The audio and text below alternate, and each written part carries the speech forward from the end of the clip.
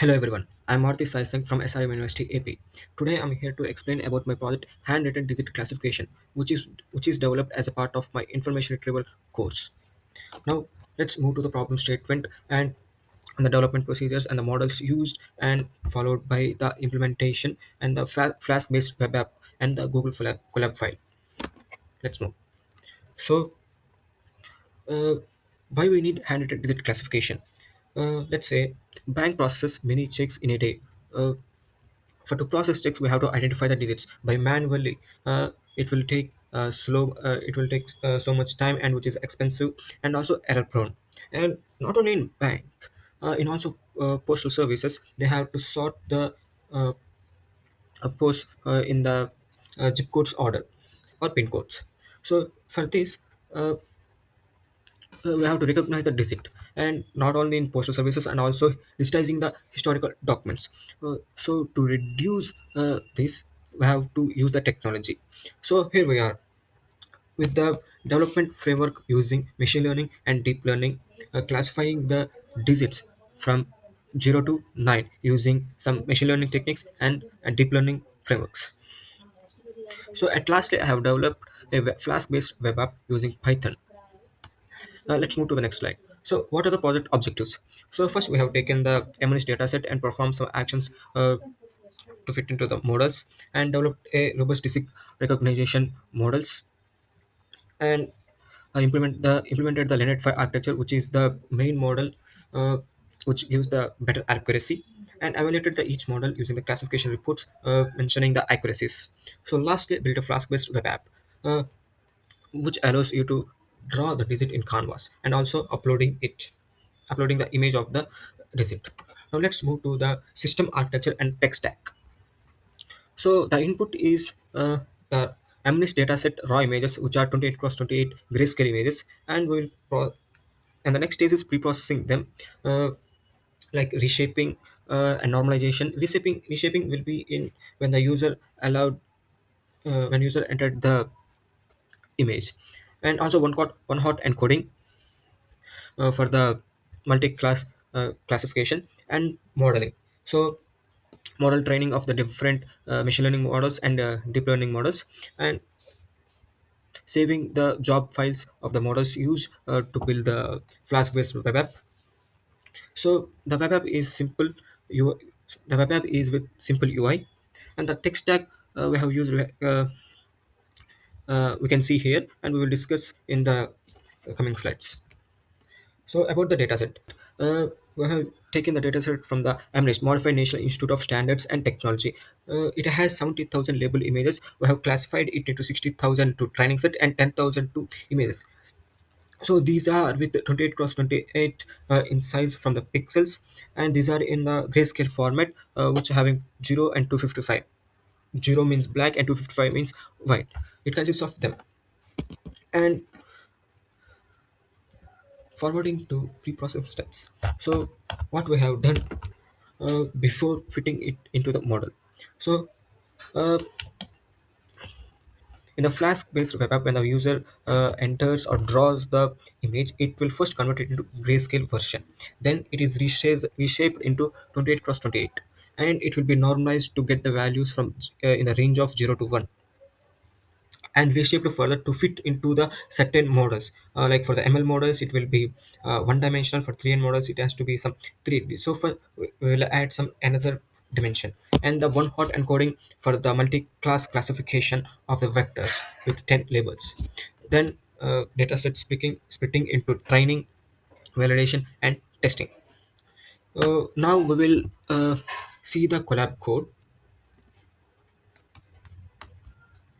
So this is the collab code uh, from which I have developed the models and evaluated them and saved the job files of them, which is we will use to for the Flask-based web app. So here we are importing all the necessary libraries, sklearn for the model evaluations and the models of the machine learning, and Seaborn for the visualization aspects, and Matplotlib to plot the graphs, and TensorFlow for the deep learning models and the dataset loading. So going to loading the dataset.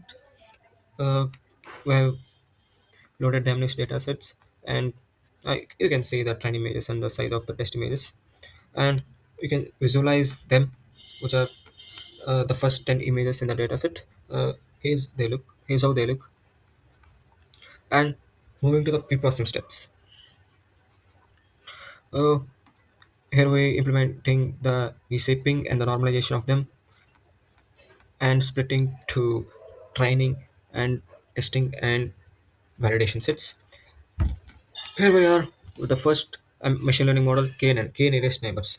So we have uh, developed the KNN classifier. In first, we have to choose the perfect K which will perform well for the training. So as you can see in the graph, first I have started with K value as 3, which is giving the highest. So I have continued with K equal to 3 and performed the evaluation with the test dataset, which has giving the 98.7% accuracy. And you can see the classification report. And moving to our second model, SVM, support vector machine, using the RBF kernel and regularization parameter as 10, and using the gamma S scale. So fitted the training and test data set to the SVM model, and you can see SVM giving 98% test accuracy. And moving on to random forest, which is a combination of decision trees. The n estimators are 250. So after evaluating the random forest model, which we have acquired 97% accuracy, and you can see the classification report here below, which is good. And the last machine learning model, logistic regression. So in which we have is multi-nomial classification, as there are multiple classes, and achieved around 92% test accuracy, which is lower from all the models we have used in the machine learning. And you can see the comparison of the machine learning models here, based on the test accuracies, uh, and the ensemble voting of these classifiers from the machine learning model using all the models, and it has acquired a uh, ac- average test accuracy as 97%. And here we go for the deep learning model. For preprocessing for CNN, we have to add a new axis for to fit the training and test data into the CNN. So number of here we can see the one hot encoding with 10 classes from 0 to 9, and you can see the results of the shapes of the training test and the validation. And first we're going to the simple CNN model, which is having two convolutional nodal, two convolutional layers, and two max pooling layers, and two dense layers, and one output layer with the activation function as softmax at the output, which take the properties of them. And you can see quickly how the layers are in the simple CNN. By using simple CNN and training it using 10 epochs, each with 422 labels, we can see how the accuracy is shifting from 83% at last to 99.67% accuracy, uh, considering the training data. So when we plotting the validation loss, we can see the accuracy graph and the loss graph, how it has gone. And evaluated the more simple CNN model with the test dataset, achieved 98% accuracy. And the last model, LeNet CNN architecture, which is the main one which have given the best accuracy among all the models which we have seen earlier, with the it consists of 7 layers, with two convolutional layers, two average pooling layers, and one output layer, two dense layer. The output classification using the activation function as softmax, which there will be 10 neurons. We can see in the upcoming slide the architecture picture. And as we can see quickly see the architecture. And For to train the LeNet architecture, we have used 12 epochs with a batch size as 128 in each. uh, we can see the how accuracy is shifting from 83% to 99.7%, which is some similar to in the basic CNN model. But when compared and also seeing the uh, accuracy and loss graphs of the LeNet architecture, LeNet model, and evaluated with the test dataset, it is giving 99.1%, approximately 99%. But in the simple CNN, we have seen 98%. And comparing all the models at last, we can see the graph, and also we can see this in the slides. And this is the code for the user uploading of the image, and this is where we have stored the job files of each model in order to develop the Flask based web app. We can see we are storing all the job files. As for the CNN, uh, we have saved the h5 formatted files, keras files, .keras files. And let's move to the slides.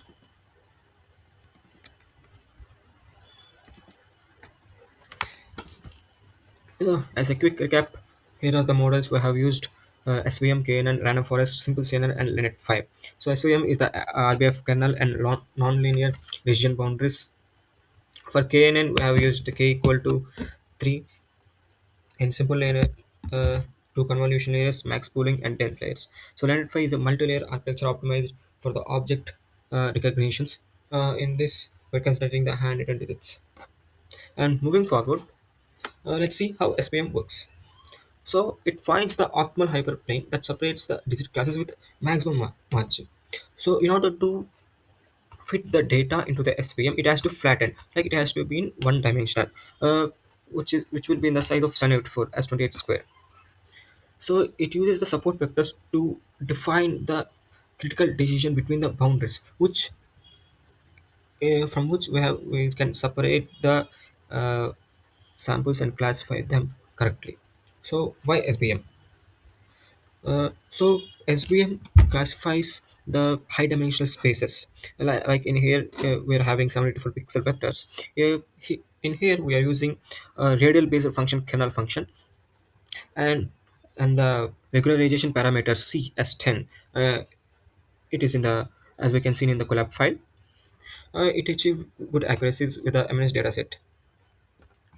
So we can see the simple CNN architecture with the activation function, a rectified linear unit, and two convolutional layers, 2D layers, and max pooling and the flattening of the vectors from one dimension, from two dimensional to one dimensions, when fitting into the deep layers. And the last dense layer, the final classification with the softmax as a function which gives the probability.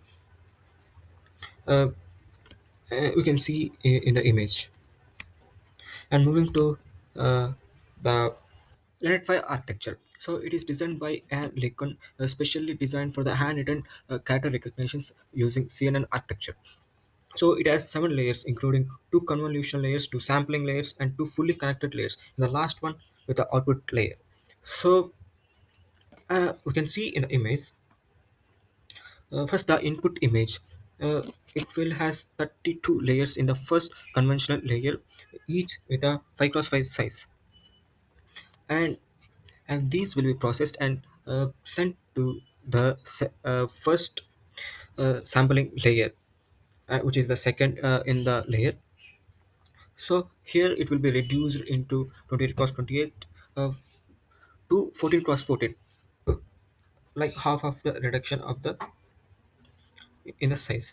And then it will be sent into the third layer, which is the second conventional layer with having 16 filters.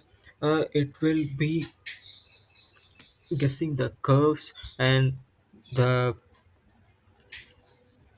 digit in the image, as it will be converted into grayscale in the input. It will be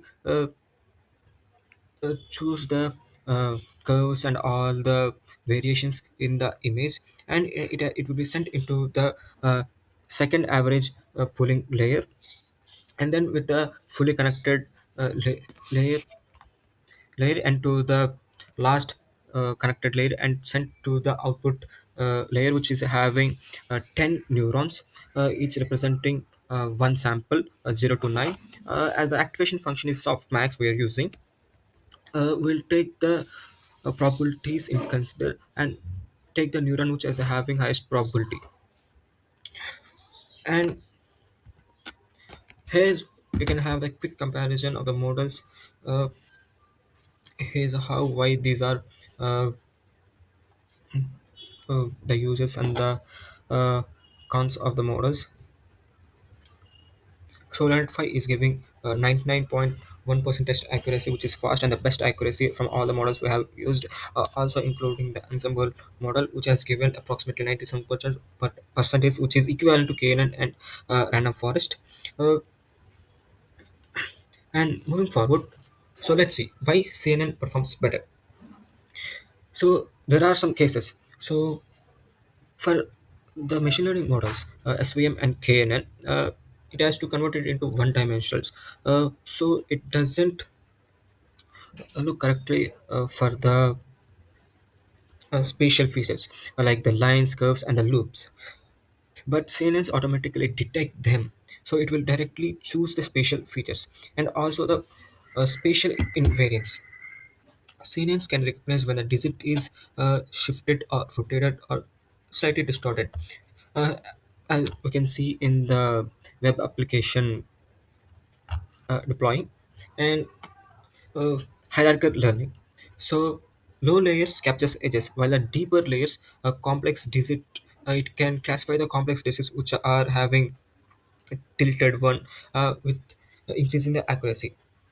And also CNN learns pattern directly from the raw pixel data without needing any preprocessing step of the as we consider for the machine learning models. So moving, let's move to the Fla- Flask web application part. So here is a quick diagram representing the architecture of the web app. The front end consists of the HTML and CSS, and the back end with the Flask with the API request for the basic logic.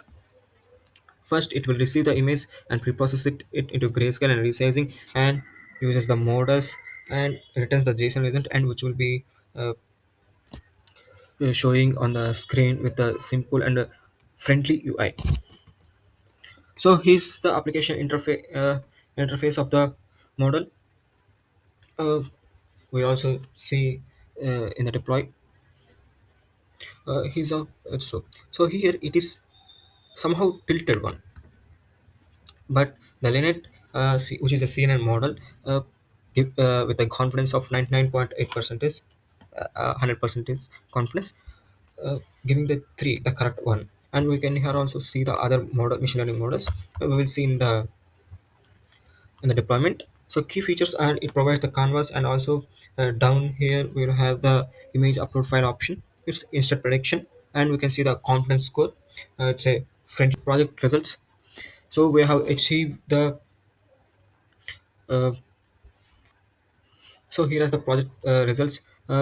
Successfully built the successfully built the project with the machine learning pipeline from the dataset loading to all the evaluation parts.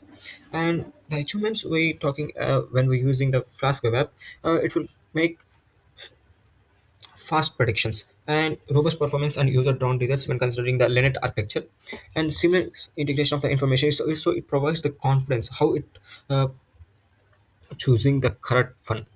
And the performance highlights are 99% test accuracy achieved with the Net5 CNN model, when compared to all the models like SVM, KNN, logistic regression, random forest. So the overfitting is low with a high confidence prediction due to the hierarchical feature learning. Now we will see. Here we go. We can see the Flask-based web app handwritten digit classifier with the input options, drawing the digit on the canvas and the uploading image. So let's see a demo. First, I will write 0. Here you can see the results with LeNet CNN prediction, uh, classification of 0, and you can see the ensemble prediction with the machine learning models with each also they are giving also 0 uh, as the output, which is a simple one. Let me create this and let's write 4 and see. It's also good. Let's try some simple tilted versions,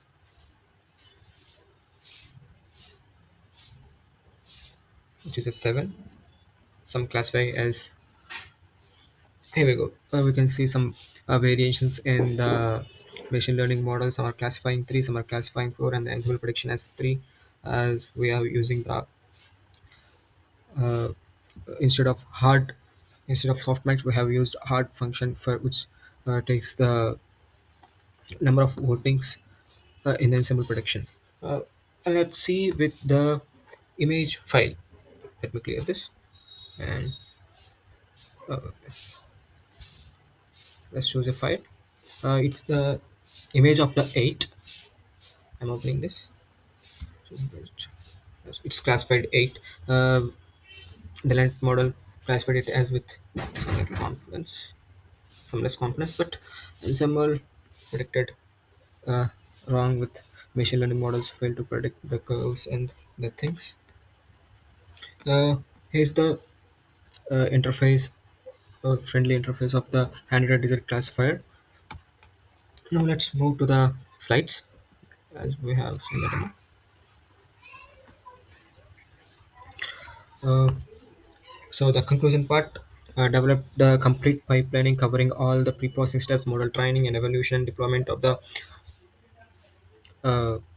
deployment of the handwritten digit classification, and proven machine learning models are not performing well when compared with the deep learning models, especially the uh, Laker network architecture, which is giving 19% accuracy, and also some variations in the LeNet architecture can also lead to some better results. Like in this, we have gained 99%, 99.1%, and also we can get 19.8 to 19.10, and also some research will also come which will clearly classify 100%, and the whole project integrated with Python, TensorFlow, and the web development with the Flask API. And and if you have any queries and questions, you can ask me by directly clicking on the link, and I also share the PPT. And thank you.